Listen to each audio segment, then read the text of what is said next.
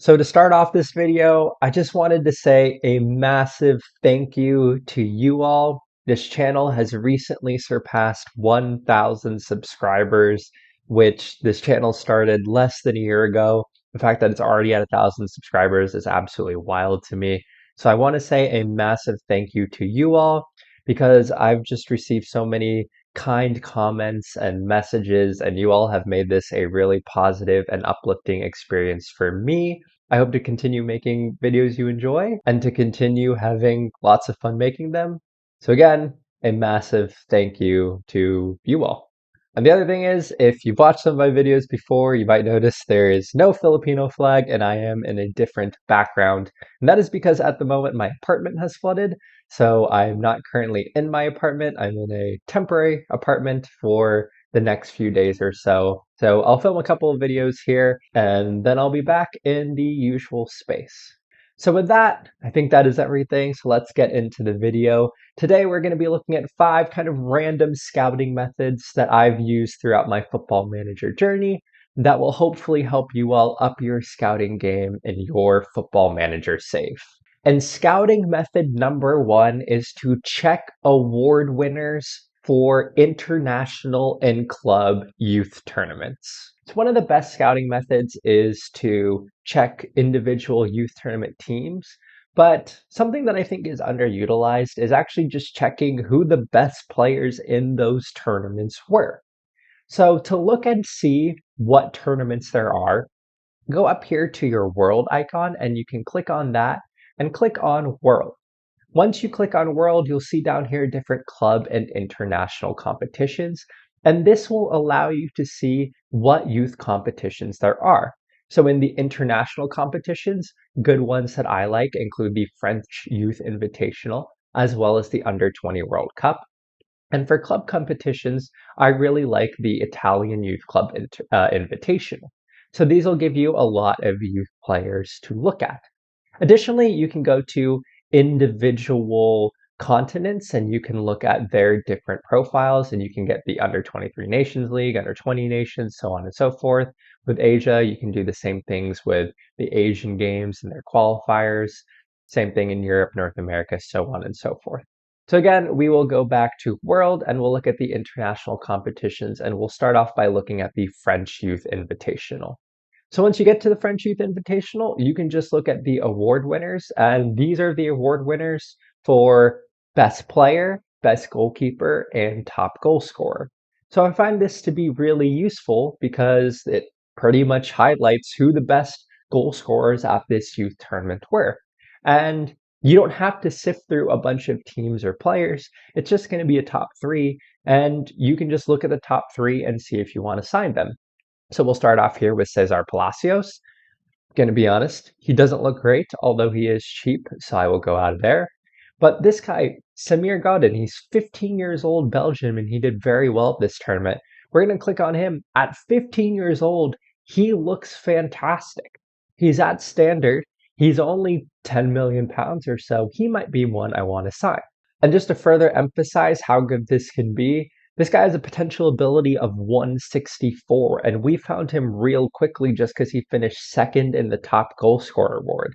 This is a really easy method to find good young players.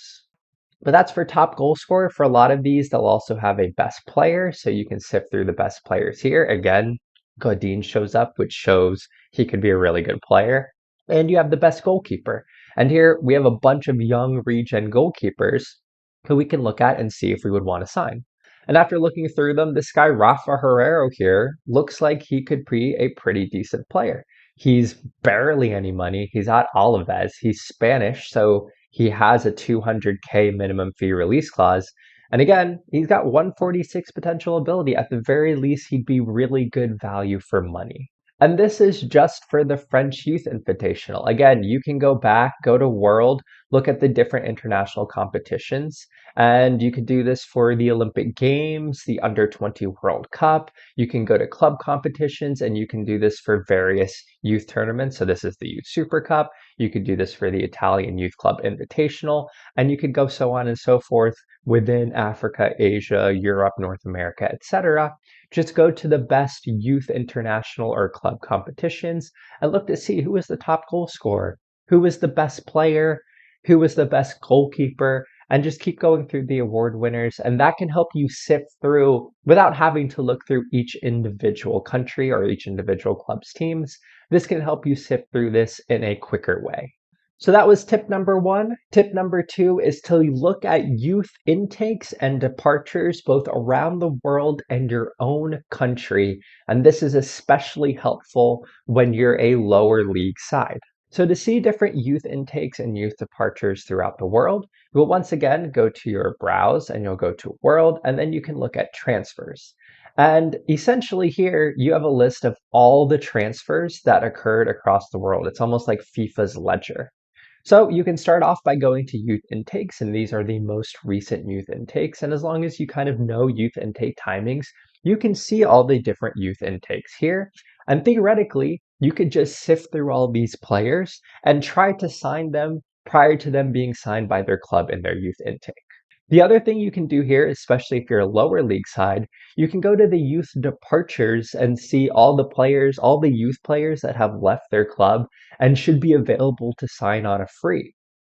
That being said, there are tons of players here. I mean, as we can see here, this is kind of every youth player that has left throughout the world. This is probably thousands of players. So we will want to narrow this list down. And I think the best way to do that is just to go to your individual country and look that you're playing in and look to see if you're a lower league club, which clubs in a higher division have had youth departures and youth players that have left. So for instance here, we can go to England and then just go to transfers. And then you can look at different youth departures. Most of the youth departures in England are going to occur around June. So if we get to June here, these are all the players that have left their clubs, all the youth players that have left their clubs. So if you're a lower division side, just sort by name and just kind of sift through like the English Premier Division or Sky Bet Championship players. So these players, when they're released, will be available on a free. They might be interested in going to League One, League Two, Vanarama National League sides, and you can just sift through and Brian Okonkwo is available on free. He looks like he would be a good player for certainly like a League Two side, and you could try to snap him up right away. And generally, those higher reputation teams are going to have players around your level if they've just left. This again, especially if you're a League Two, League One, Vanarama National League side. So you can just go through, sort by name, and all right, I know Bournemouth is a Premier Division team. I'll go look through the Bournemouth players real quick. I know Brighton's a Premier Division team. I'll go sift through the Brighton players real quick and just go through, do that, so on and so forth. And you should find a number of players that you'll be interested in signing. But that was tip number two. Check out youth intakes and youth departures. They can be especially helpful when you are a lower league club. That being said, let's move into tip number three, which if we go into your scouting center, something that I think is underutilized is that when you go into your players and you look at your player search, you are able to customize your current view. So you can actually go into custom and customize your current view. And there is tons of information here that is super helpful for identifying good players. My favorite one that I touched on in a previous video is using the media description. So we can add that and we can actually use the media description to isolate what the media describes as wonder kids. So I've added that media description here and I can sort by media description.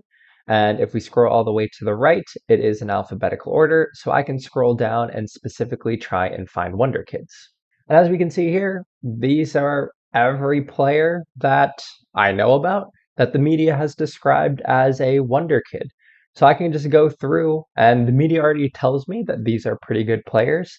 And I can go through and see if any of them are available to sign, as the media description gives a pretty good indication that they have a high current ability and a decent potential ability. So that is one way to use a custom view to find wonder kids by using the media description, but there are so many things in that custom view that I recommend scrolling through and seeing if there's anything that fits your specific situation. That was tip number three. Moving on to tip number four. This is one that I think is really underutilized. Utilize the media to your advantage, in particular transfer rumors. So I recommend looking at the transfer rumors for your league. So you'll go to the league that you're in and you'll go to news and transfer rumors. And I think this updates like once a month or so, but this gives a pretty good indication of some players who might be available. So for instance here, Liverpool is interested in Real Madrid's Alejandro Francis, but he might be available for about 9.25 million, which is quite affordable for me at Southampton. So I might click on him and look and see what he looks like. And he looks like a pretty decent wing back. He's pretty cheap. I'm gonna, put a scout report on him and see if he might be interested in joining my club. And going out, you can kind of look for transfer rumors in a fee or at a club level that you might be interested in. So West Ham could sign a 15 million pound player, and he's a striker, which is a position I need. So I might take a look at this guy and see if he's a guy I want.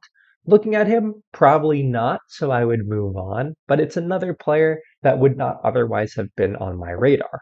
Another option right here is that Tottenham are looking at a 23-year-old striker for a long-term deal worth £150,000. I mean, that's like nothing. So this guy is available on loan. I need a striker. He's relatively cheap as well, only on 10.5K per week. And compared to the rest of my forwards, he's pretty decent. So this is a player that I would also want to chuck a scouting report on, who I might not otherwise have found, because for my level, he's pretty good. So every so often, I would just recommend take a look at the transfer rumors, take a look at the transfer rumors that you might even be involved in. For me, it's one of them is Albert Sambi Lakanga. He is transfer listed, available for 13 million pounds. I haven't even looked at him. He doesn't look bad, but I don't need a defensive midfielder at the moment. But he could be a player that I am interested in signing, and just keep going through and see, every once in a while, see who other teams are interested in. Because if it's at a level or just slightly at a higher level than you're at, they might be worth looking at for you. And honestly, the transfer rumor site I think is really underrated. I don't know if anybody really ever looks at them. I've never heard anyone talk about the transfer rumors before. But whenever the media links you or someone else with a player, it's not always a bad thing to just take a look at that player and see how good they are. Every once in a while, the media and the transfer rumors will pull out an absolute gem, and I'm always happy to find them through there when they do.